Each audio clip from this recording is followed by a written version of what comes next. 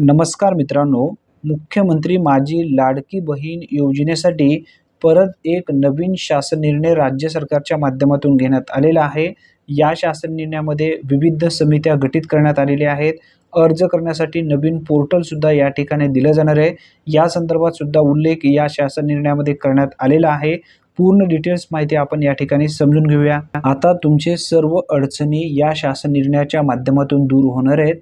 मुख्यमंत्री माझी लाडकी बहीण या योजनेच्या प्रभावी अंमलबजावणीसाठी विविध समित्या गठीत करण्याबाबत महाराष्ट्र शासनाच्या माध्यमातून 15 जुलै 2024 रोजी हा महत्त्वपूर्ण शासन निर्णय घेण्यात आलेला आहे.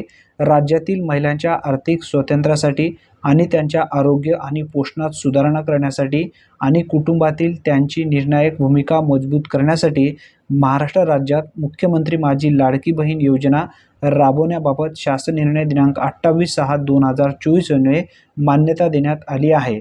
मुख्यमंत्री माझी लाडकी बहीण या योजनेची प्रभावी अंमलबजावणीच्या अनुषंगाने शासन निर्णय दिनांक 11/7/2024 रोजी विविध समित्या गठीत करण्यात आल्या होत्या. ह्या समित्या आता या ठिकाणी कार्य करण्यासाठी तयार झालेल्या आहेत. कोणत्या समितीमध्ये कोणता व्यक्ती असणार आहे, त्यानंतर ही समिती कशा पद्धतीने काम करणार आहे, हे सुद्धा तुम्हाला समजून घेणं आवश्यक आहे. शासन निर्णयामध्ये जो उल्लेख करण्यात आलेला आहे, मुख्यमंत्री माझी लाडकी बहीण या योजनेच्या प्रभावी अंमलबजावणीच्या अनुषंगाने संदर्भ क्रमांक 2 येथील शासन निर्णय अधिक्रमित करून खालीलप्रमाणे सुधारित सचिवस्तरीय समिती गठीत करण्यात येत आहे. आता कोणत्या समितीचे काय काम असणार आहे हे समजून घ्या.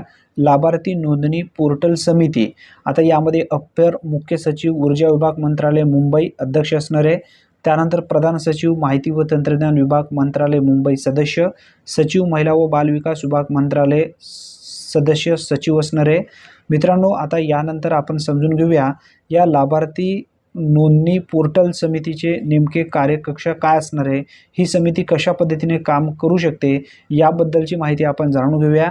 मुख्यमंत्री माझी लाडकी बहीण या योजनेच्या अपेक्षित लाभार्थ्याची संख्या विचारात घेऊन कालबद्ध पद्धतीने त्यांच्या नोंदणीसाठी योजनेचे पोर्टल तयार करणे, सदर पोर्टल गो लाईव्ह करणे, योजनेच्या पोर्टलच्या वापरासंदर्भात भविष्यात येणाऱ्या अडीअडचणी निराकरण करणे.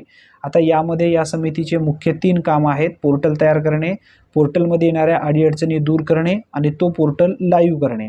आता त्यानंतर दुसरी समिती आहे, त्या समितीचं काम आहे केंद्र राज्य शासनाच्या विविध योजनेच्या लाभार्थीच्या ज्यामध्ये PM किसान योजना असेल, पोषण असेल, मनरेगा असेल, PM स्वनिधी असेल, जननी सुरक्षा योजना असेल, प्रधानमंत्री मातृवंदना योजना असेल, अन्य तत्सम योजना. मुख्यमंत्री माझी लाडकी बहीण योजनेमध्ये नोंदणी करण्यासाठी गाव पातळीवर युनिक लिस्ट उपलब्ध करून देणे. ज्या महिला राज्य शासनाच्या कोणत्याही योजनेचे लाभार्थी नाहीत, त्यांचे नव्याने स्वतंत्रपणे नोंदणी झाल्यानंतर त्यांच्या याद्या तयार करण्याची पद्धत ठरवणे. त्यानंतर उपरोक्त प्रमाणे दोन्ही प्रकारे तयार होणाऱ्या याद्यातील पात्र लाभार्थ्यांना लाभ देण्याकरिता पद्धती निश्चित करणे. त्यानंतर क समितीचं काम आहे लाभ अदायगी प्रणाली समिती. आता या समितीचे कार्यकक्ष पहा. मुख्यमंत्री माझी लाडकी बहीण या योजनेअंतर्गत उपरोक्त प्रमाणे पात्र प्रत्येक महिलेला तिच्या आधार लिंक केलेल्या स्वतःच्या सक्षम बँक खात्यात थेट लाभ हस्तांतरण DBT अंतर्गत म्हणजे डायरेक्ट बेनिफिट ट्रान्सफर पद्धतीने सदर योजनेचा लाभ जलद गतीने देण्यासाठी कार्यप्रणाली निश्चित करणे. त्या आवश्यक त्या ठिकाणी संबंधित bank, post payment bank, national payment corporation of India म्हणजेच NPCI आदी यंत्रणांशी समन्वय साधून लाभ अदायगीमध्ये सुसूत्रता व गती आणणे या समितीचं काम असणार आहे. आणि त्यानंतर या संदर्भात भविष्यात येणाऱ्या अडीअडचणीचे निराकरण करणे. अशा पद्धतीने हे 3 समित्या गठीत करण्यात आलेल्या आहेत. या आठवड्यात एक पोर्टल तयार केला जाईल आणि तो पोर्टल लाईव्ह होईल. त्या पोर्टलच्या माध्यमातून तुम्हाला आता ऑनलाईन पद्धतीने अर्ज करता येणार आहे. ॲपच्या माध्यमातून भरपूर अशा समस्या येत होते अर्ज करत असताना.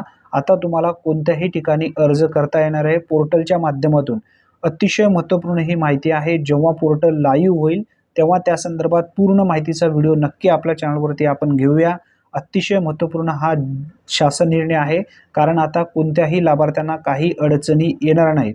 मित्रांनो, चॅनलवरती तुम्ही पहिल्यांदाच आला असाल तर चॅनलला सबस्क्राईब करून ठेवा. धन्यवाद. पुन्हा भेटूया. तोपर्यंत जय हिंद.